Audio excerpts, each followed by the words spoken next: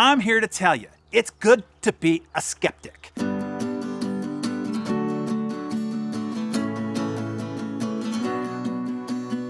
Aristotle was a Greek philosopher and polymath, born way back in BC, yet we still quote his advice to this day. His wisdom has exerted a unique influence on almost every form of knowledge in the West. Point is, we can readily deem him a wise, proven, and trusted expert, right?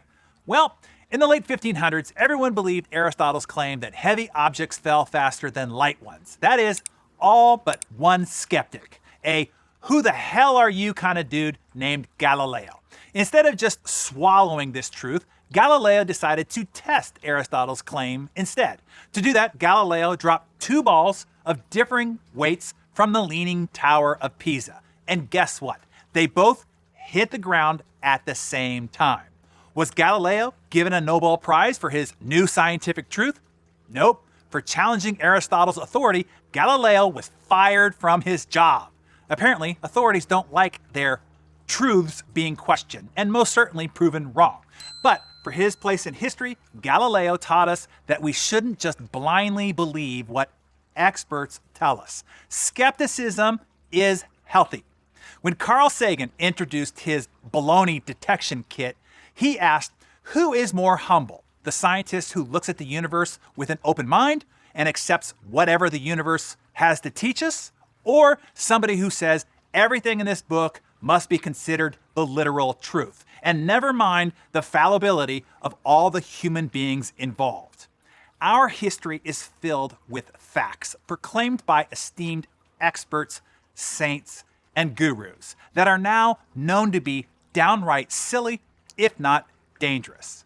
Australian neurologist and the father of modern psychology, Sigmund Freud, promoted cocaine as a wonder drug, and it was sold openly on the market as a cure-all. Freud wrote to his wife about the miracle drug saying, quote, I take very small doses of it regularly against depression and against indigestion, and with the most brilliant of success, end quote.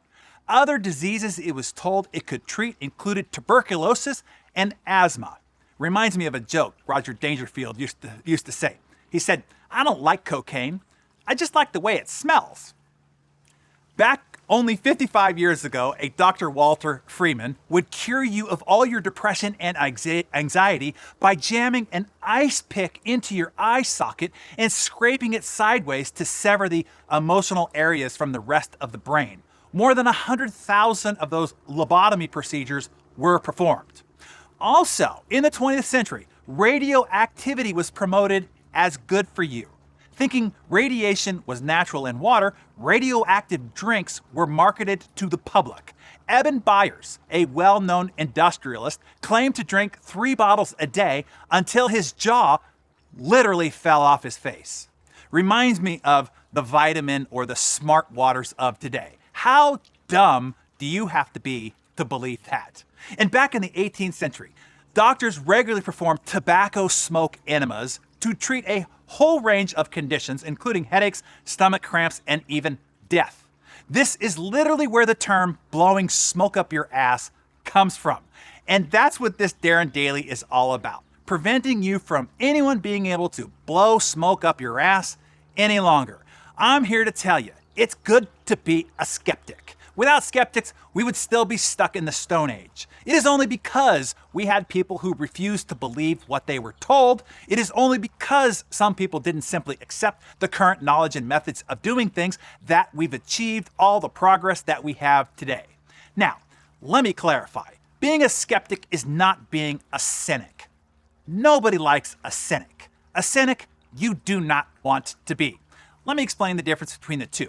A cynic distrusts most all information they see or hear, most especially when it challenges their own crazy-headed belief system.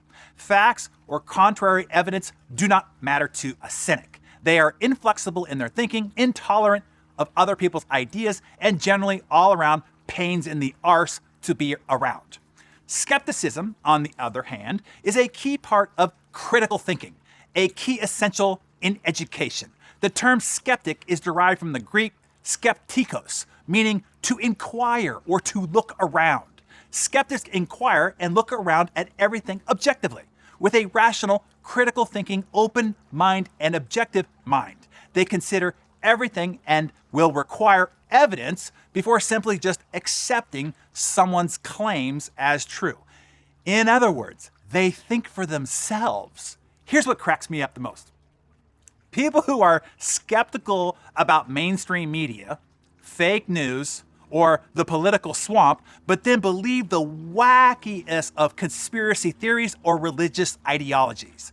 You will find in life that most things aren't truths. They are beliefs and opinions. There are your truths and there are my truths, which means that they aren't truths at all. They are simply beliefs and opinions and should be held and stated as such. You see, I am agnostic about most things. The older I get, the wiser I become, and the more I know for sure that I don't know for sure about most anything. And here's the key point. I am completely comfortable with that. And this is what most people can't deal with, and why most people are so susceptible to believing BS. The mind is incredibly averse and uncertain to ambiguity. When we don't know something, we will accept most anything. We prefer to having an answer, almost any answer, and as quickly as possible, than to sit in ambiguity, to confront the uncertainty, admit that we don't know, or to deal with having to discover the actual truth on our own. To those who cannot handle uncertainty, the world will beat a path to your mind to give it to you. And with that new certainty installed, your confirmation bias will kick in, and you will look for and only see and only hear that which supports and entrenches that maybe crazy certainty even further. Instead, I recommend that you be a skeptic. Become comfortable being uncertain.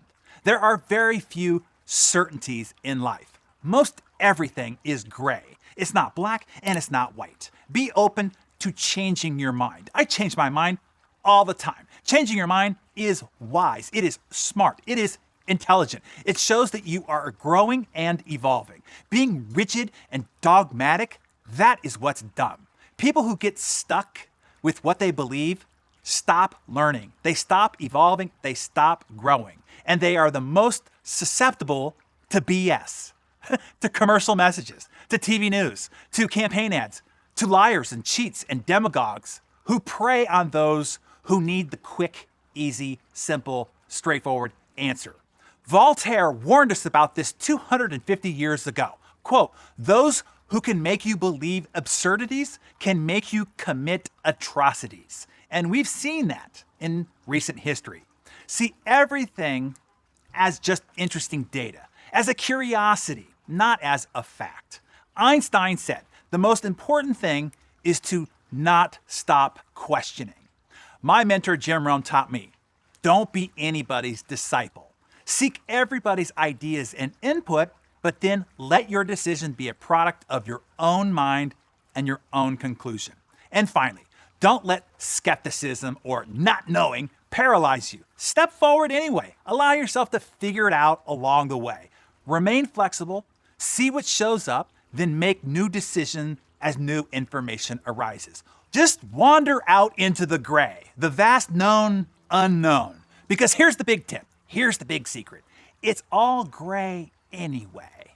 So tell us, what struck you about today's mentor session? Share your thoughts and insights in the comments below and pay your membership fee. No, it's not a monthly charge. No, it's not a collection basket or Patreon donation. It is you helping spread the Better Everyday movement here on Darren Daily. If you found value in today's session, post, tweet, email, share it widely with others, and I thank you in advance.